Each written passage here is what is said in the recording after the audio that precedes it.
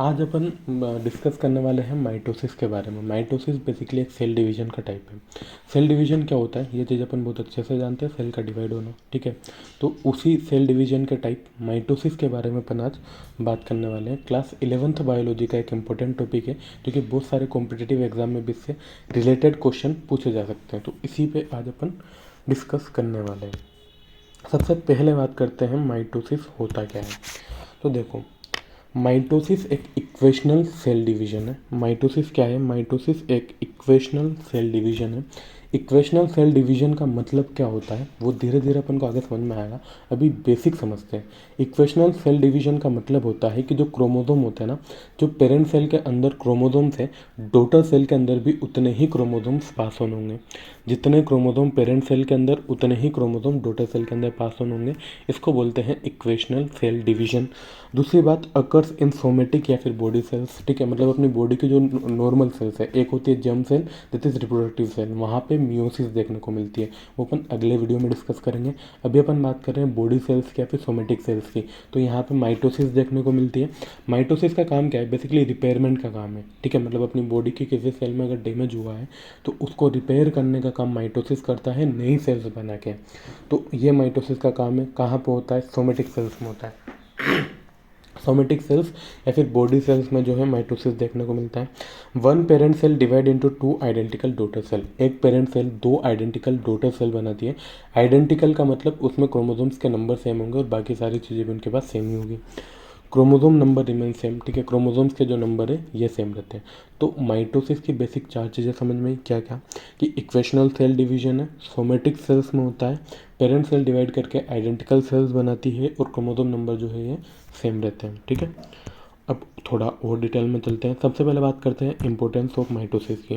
तो growth of multi cellular organism, कोई multi cellular organism grow कर रहा है तो ग्रो करने के लिए उसको नई सेल्स तो बनानी ही पड़ेगी।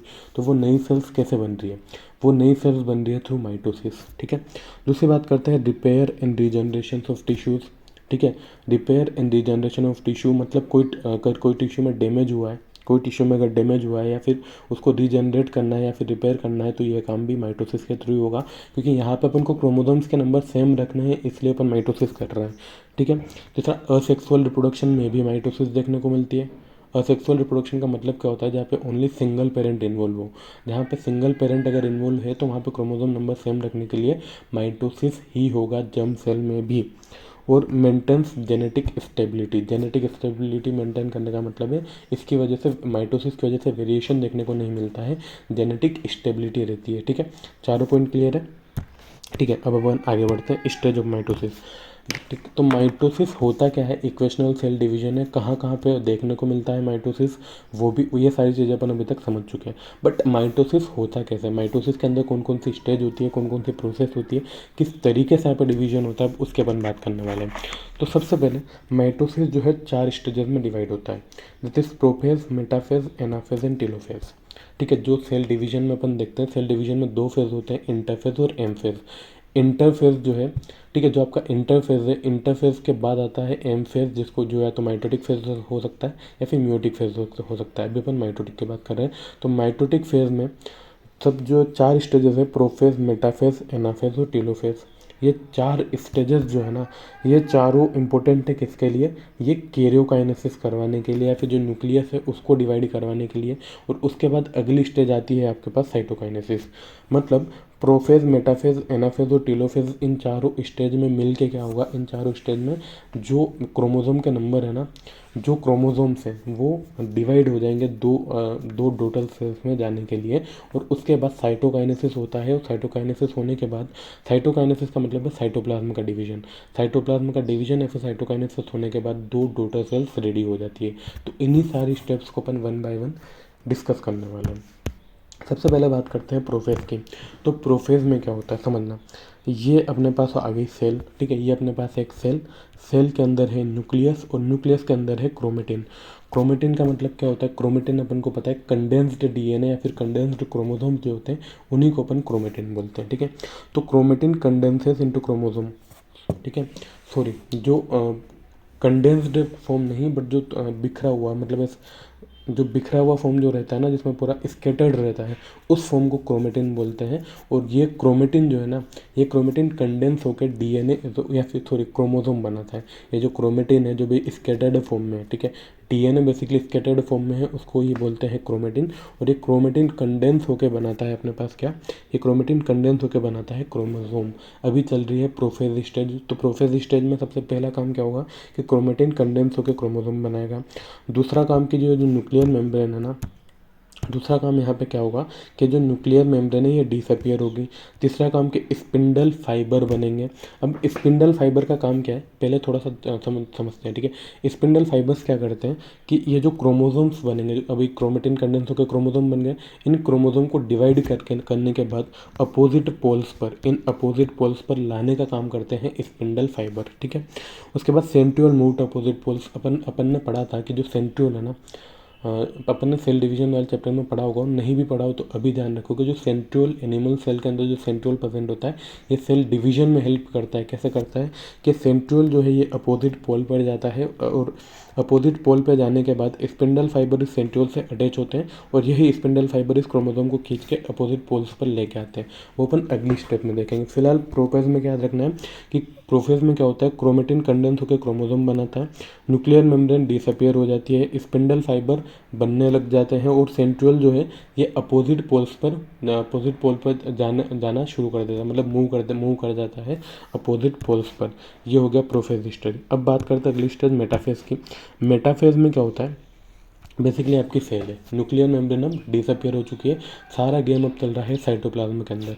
तो अब क्या होगा कि जो क्रोमोसोम आपके बने हैं, ठीक है, क्रोमोसोम्स जो आपके बने बेसिकली सही से यहाँ पे नहीं बन पाएंगे, बट फिर भी समझने की कोशिश करना कि जो क्रोमोसोम्स यहाँ पे अपने बने हैं, ठीक है, ये जो क्रोमोसोम्स बने हैं ना, ये जो क्रोमोसोम्स बने हैं अपने, ये क्रोमोसोम्स यहाँ पे एक प्लेट पे अरेंज होंगे। इस प्लेट को बोलते हैं इक्वेटोरियल प्लेट या फिर मेटाफेजिक प्लेट। कौन सी, इसको बोलते हैं मेटाफेजिक प्लेट या फिर इक्वेटोरियल प्लेट। यहाँ पे सारे के सारे क्रोमोसोम्स जो है यहाँ के अरेंज होंगे।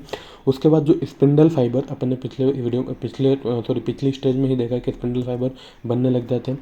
तो ये, और यहाँ पे आपका ऑलरेडी प्रेजेंट है क्या, यहाँ पे आपके ऑलरेडी प्रेजेंट है स्पिंडल, ठीक है, सॉरी सेंट्रियोल जो है यहाँ पे ऑलरेडी प्रेजेंट है, यहाँ पे सेंट्रियोल ऑलरेडी प्रेजेंट है। और उसके बाद ये जो आपके जो स्पिंडल फाइबर बने हैं, ये स्पिंडल फाइबर जाके क्रोमोसोम से अटैच हो जाते हैं, ठीक है। ये जो स्पिंडल फाइबर बने हैं ये जाके क्रोमोसोम से अटैच हो जाते हैं, और क्रोमोसोम्स आर मैक्सिमली कंडेंस्ड। इस स्टेज तक, मेटाफेज तक जो क्रोमोसोम्स है ये मैक्सिमली कंडेंस्ड हो जाता है, मतलब फुल्ली कंडेंस्ड हो जाते हैं, इससे ज़्यादा कंडेंस्ड ये नहीं हो पाएंगे। तो प्रोफेज में क्या क्या होता है वो अपन ने पहले देख लिया। अब मेटाफेज की अगर बात करें तो मेटाफेज में मेन चीज़ याद रखनी है कि जो क्रोमोसोम्स है ये मेटाफेजिक प्लेट या फिर इक्वेटोरियल प्लेट पर अरेंज हो जाते हैं। स्पिंडल फाइबर जो है क्रोमोसोम से अटैच हो जाते हैं, और क्रोमोसोम जो है वो मैक्सिमम या फिर फुल्ली कंडेंस्ड हो जाते हैं। अब अगली स्टेज की बात करते हैं। अगली स्टेज आती है एनाफेज।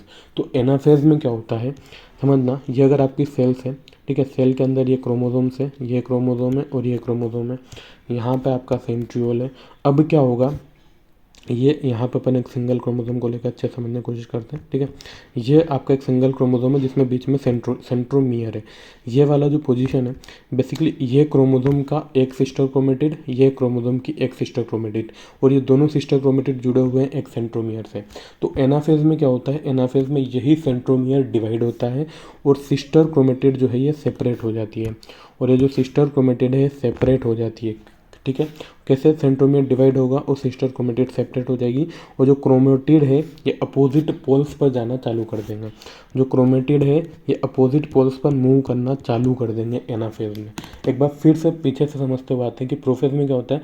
प्रोफेज में क्रोमेटिन कंडेंस्ड होकर क्रोमोसोम बनाता है, ठीक है। प्रोफेज में क्रोमेटिन कंडेंस्ड होकर क्रोमोसोम बनाता है, न्यूक्लियर मेम्ब्रेन डिसअपियर हो जाती है। अब मेटाफेज में क्या होता है, मेटाफेज में वो क्रोमोसोम जो है वो मेटाफेजिक प्लेट पर जाकर अरेंज हो जाते हैं, और जो क्रोमोसोम है फुल्ली कंडेंस्ड हो जाते हैं, और साथ के साथ जो स्पिंडल फाइबर है वो अटैच हो जाते हैं किससे, क्रोमोसोम से, और दूसरे साइड पे सेंट्रियोल से जो कि पोल्स पे है, ठीक है।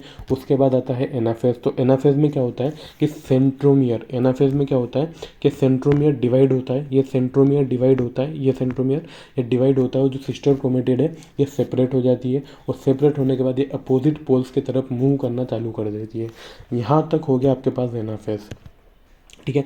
अब last stage in the sense chromosome के सेपरेट होने के लास्ट स्टेज, इसमें क्या होता है कि क्रोमोसोम जो है ये अपोजिट पोल्स पर पहुंच जाते हैं। मान लो ये आपकी सेल, यहाँ पे सेंट्रियोल, यहाँ पे सेंट्रियोल, और ये जो क्रोमोसोम्स है ना, मतलब एक एक सिस्टर क्रोमेटिड जो है वो अपोजिट पोल्स पर पहुंच गई। ठीक है, 4 क्रोमोसोम्स या फिर 3 क्रोमोसोम जितने भी, मतलब क्रोमोसोम वैसे ज़्यादा होते हैं बट समझने के लिए अपन समझ रहे हैं कि जो एक एक सिस्टर क्रोमेटिड दोनों साइड से, एक क्रोमोसोम की एक एक सिस्टर क्रोमेटिड दोनों साइड पे पहुंच चुकी है। ठीक है, तो chromosomes reach poles, nuclear membrane reform, इसके बाद न्यूक्लियर मेम्ब्रेन वापस से बनेगी और क्रोमोसोम्स डिकंडेंस। न्यूक्लियर मेम्ब्रेन जब बनेगी ना तब क्या होगा, ये आपकी सेल है तो एक न्यूक्लियस यहाँ पे बनेगा और एक न्यूक्लियस यहाँ पे बनेगा। इसमें भी आपके पास क्रोमोसोम्स है, इसके बाद इसमें भी क्रोमोसोम्स है। अब ये क्रोमोसोम जो है डिकंडेंस हो जाएंगे, मतलब वापस स्कैटर्ड फॉर्म में जाके वापस क्रोमेटिन बना देंगे।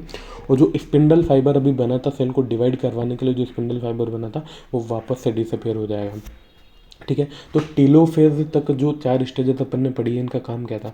इनका काम था न्यूक्लियस को डिवाइड करवाना, और इस पूरी प्रोसेस, ये इन 4 स्टेजेस को मिला के बोलते हैं कैरियोकाइनेसिस। कैरियोकाइनेसिस का मतलब होता है न्यूक्लियस का डिवीजन। तो अभी तक क्या हुआ है, अभी तक न्यूक्लियस का डिवीजन हुआ, उससे पहले क्रोमोसोम्स डिवाइड हुए हैं, फिर न्यूक्लियस का डिवीजन हुआ। तो न्यूक्लियस का डिवीजन होने को बोलते हैं कैरियोकाइनेसिस। अब एक स्टेप और बचती है सेल को डिवाइड होने के लिए, एंड दैट इज साइटोकाइनेसिस। ठीक है, दैट इज साइटोकाइनेसिस। अभी तक अपन ने देखा कि सेल के अंदर 2 न्यूक्लियस बन चुके हैं, सेल के अंदर 2 न्यूक्लियस बन चुके हैं। अभी क्या होगा, साइटोप्लाज्म का डिवीजन होगा। अब देखो, 2 सेल्स की अपन बेसिकली बात करते हैं, एनिमल सेल और प्लांट सेल। एनिमल सेल और प्लांट सेल दोनों में साइटोकाइनेसिस अलग अलग तरीके से होता है। दोनों में जो साइटोकाइनेसिस है ना, अलग अलग तरीके से होता है। भी कैसे होता है वो अपन देखते हैं। अगर मैं एनिमल सेल की बात करूँ, मान लो ये अगर एनिमल सेल है, यहाँ पे दोनों आपके न्यूक्लियस ऑलरेडी बन चुके हैं। तो एनिमल सेल में क्या होता है ना, कि एनिमल सेल में एनिमल सेल में क्या होता है, ये ठीक है, एनिमल सेल में क्या होता है,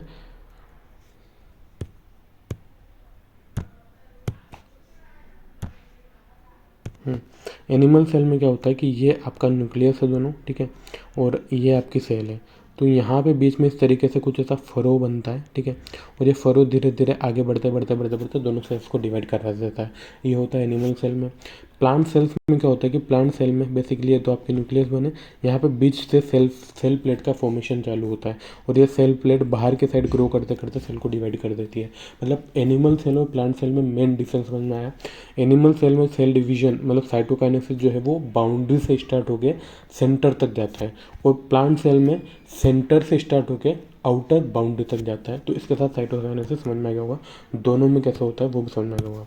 अब बात करते हैं सिग्निफिकेंस ऑफ माइटोसिस की। तो माइटोसिस क्या है, मेंटेन करता है क्रोमोसोम नंबर को, सबसे main significance. Help in healing wounds, मतलब जहाँ पे रिपेयरमेंट वगैरह के लिए इसका यूज़ होता है। और essential for growth and development, growth and development के लिए भी माइटोसिस ही सिग्निफिकेंट है, इसी का यूज़ देखने को मिलता है।